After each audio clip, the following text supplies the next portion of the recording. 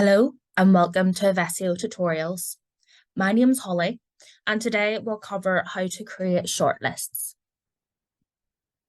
Once the judging process has taken place, you can display your shortlisted nominations on a shortlist on your website. This can be as simple as displaying the nomination name of each of the winners. And as you can see here, you can also highlight the winner on the shortlist. Or you can add various different fields from the original entry form. For example, here you can see for each shortlisted nominee, you can see the answer to the question, what makes this company stand out? And that would have been one of the questions they would have been asked to fill in as part of the entry process. You can add multiple answers to the shortlist, and you also have the ability to manipulate this data from within the shortlist independently to the entry itself, and I'll be demonstrating how to do that in just a moment. Shortlists can be displayed one of three ways. You can have a list as demonstrated here,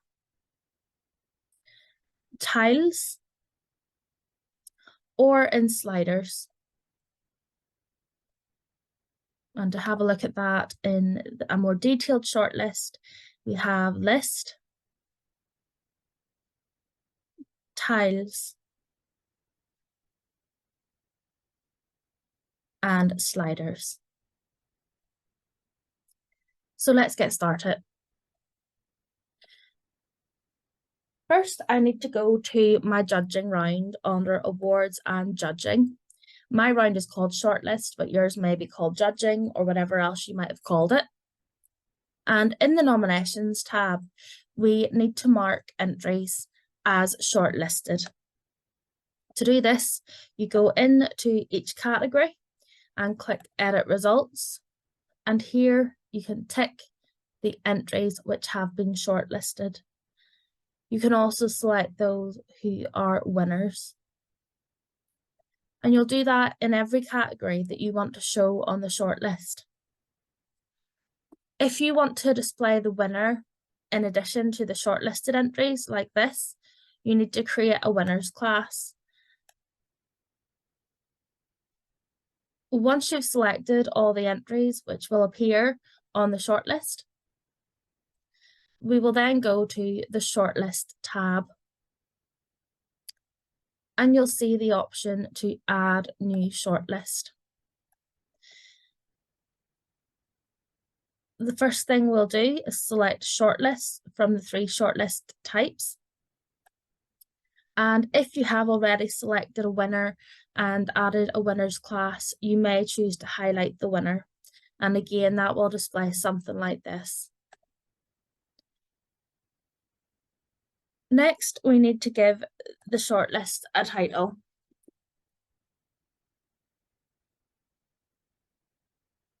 The title will show above the shortlist if you want it to. You can untick show title in order to not display it. If you are displaying the title, you can select how you would like it to be aligned. And then you can optionally add a description, which you can see demonstrated just here. You can use the various different tools to add a description. You can use the various different tools to format a description. So for example, I might want to center this, so I can use the paragraph alignment, and maybe I want to make it stand out a little, so I might choose a header style, for example. Then, as we discussed, there are three different list styles you can use. If you use list, there are no additional controls. If you select tiles, you need to select how many columns these tiles will be over. So if I visit my tiles example, you can see my tiles are displayed over 3 columns, but you could display these as 1 tile per column or up to as many as 6 tiles per column.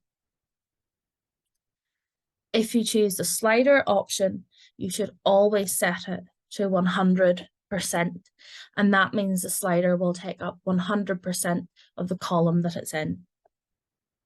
I'll go back to the list style. Next, we need to decide if we want to enable the category show hide option, and that refers to this show hide behavior. If you simply want your list to remain open at all times and not have this control, then you would untick this little box. And you may notice when I untick the box, this control disappears. This control, the default category show hide state, dictates what the list will look like when someone first comes onto the page.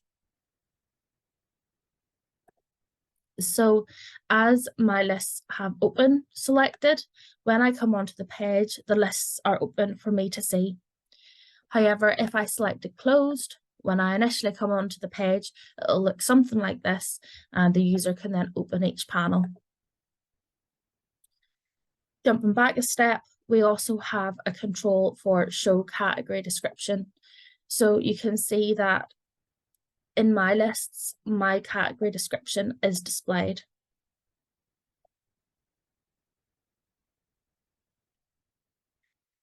That then brings us to the list itself. If you have any categories that do not have anyone shortlisted in them, you would want to turn those categories off using the little slider here. If you don't turn it off, then that category will still show on the shortlist. It'll simply be empty. We will then open up each category. And we can see at first our category description, and we can also see the nomination name, as these are the fields that are currently going to be shown on the shortlist.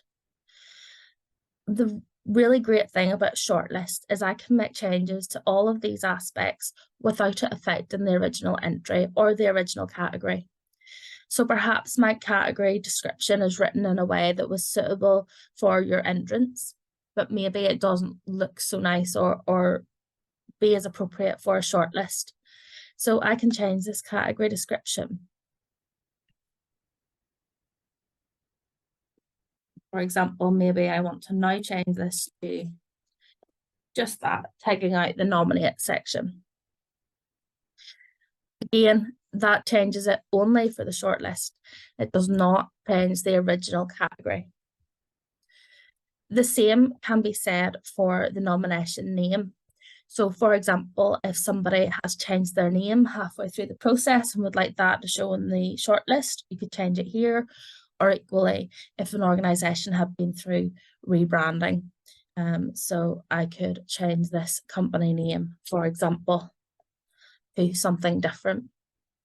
You'll also notice here that it references the original category of the entry, and that's because you may be displaying an entry in a category that it wasn't originally entered into, and it's just that extra little piece of information for you.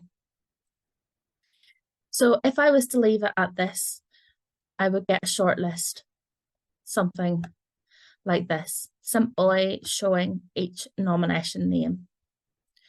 However, maybe you want to show other aspects of the entries, as with these examples, and that could be images or maybe answers to questions.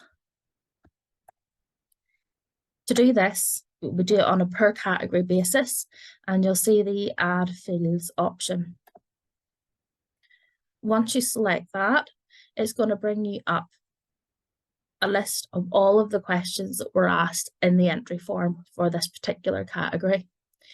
So I might want what makes this company stand out to be on it, and maybe I want their photograph to be on it. So I've ticked the boxes, and you'll see that they have moved into always visible. But you'll see an option for show hide as well. And this references this ability to have a show more. So anything that is in the always visible section is always visible. When you come on to the shortlist, it's right there. Anything you put in the show hide section, which I can do by dragging and dropping it, will be in the show more section. And although on my examples I only have 2 fields, you can add as many or as few as you want to. In addition to this, I can also change the question to display maybe in a more shortlist appropriate way.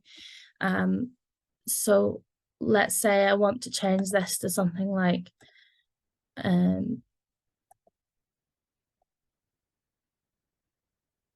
let's say this company stands out because, rather than the question itself. Once you've selected what you would like to be visible, you'll click Save, and it'll take a moment to update.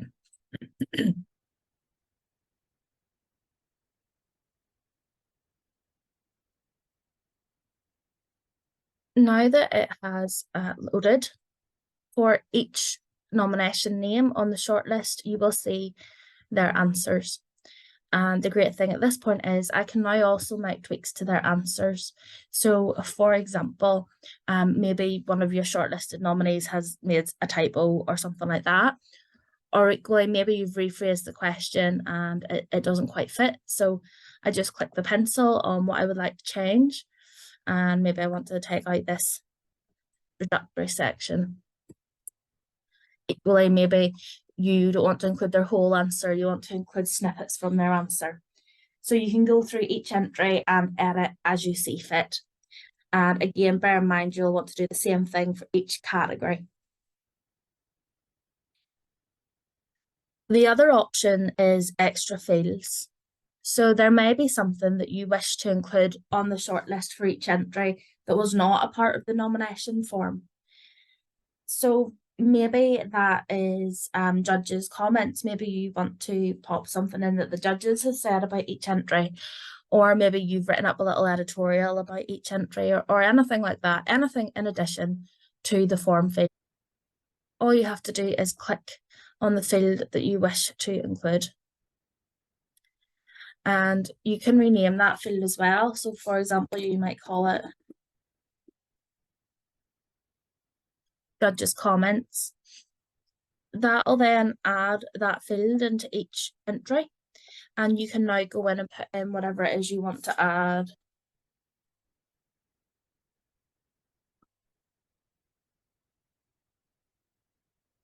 If you add any entries in retrospect, so if someone is shortlisted after you've already started adding shortlisted entries, I would encourage you just to refresh shortlist nominations in order for them to be included.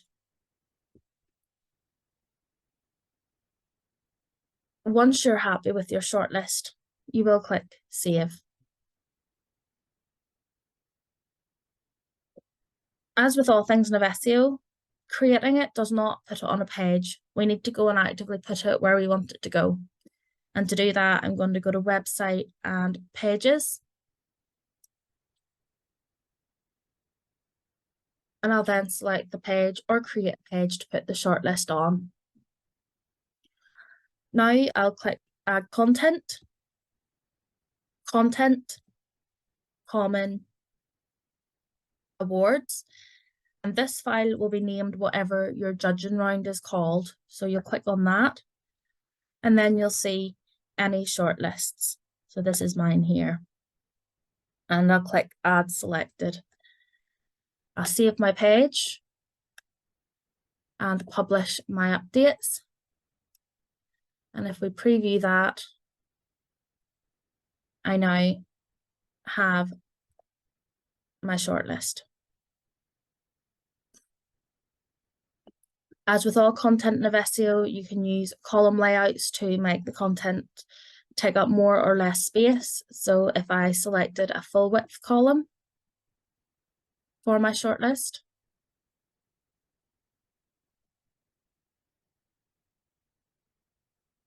you'll see that it takes up a lot more space. Or if I pick a smaller column layout,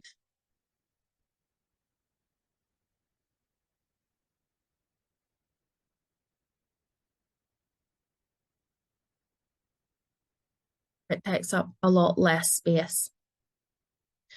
And the other thing I'd just like to draw your attention to is you can have multiple shortlists with different names showing different selections. As you can see, I have 3 different shortlists on this one page. You can also create a shortlist for each judging round, so you can have as many as you need. Thank you for joining me today. If you have any questions at all, please get in touch at support@evessio.com. Thank you.